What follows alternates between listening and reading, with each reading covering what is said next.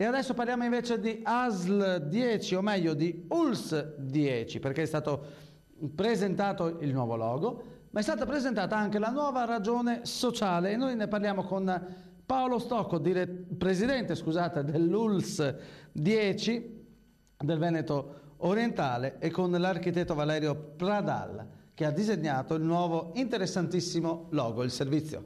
Direttore, nuova ragione sociale, una nuova immagine dell'azienda sanitaria.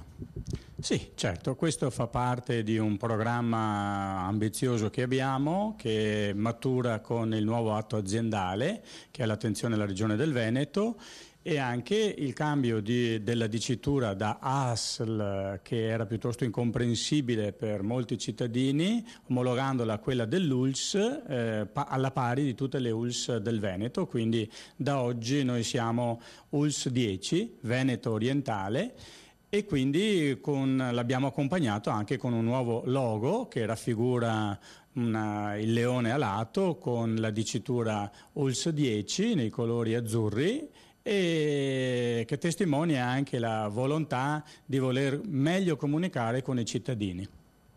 Un bel voto anche per, oltre che volete, un bel voto anche per il logo, l'immagine aziendale. Beh, meritarsi il 10 sarà certamente difficile, ma sicuramente se lo merita un 10 tondo l'architetto Pradal, che ci ha voluto donare questa, con la sua competenza, la sua professionalità e la creatività, ci ha fatto dono di questa sua immagine. Architetto Pradal, lei è la mente del logo, perché un leone, perché azzurro? Ci spiega un po' le caratteristiche.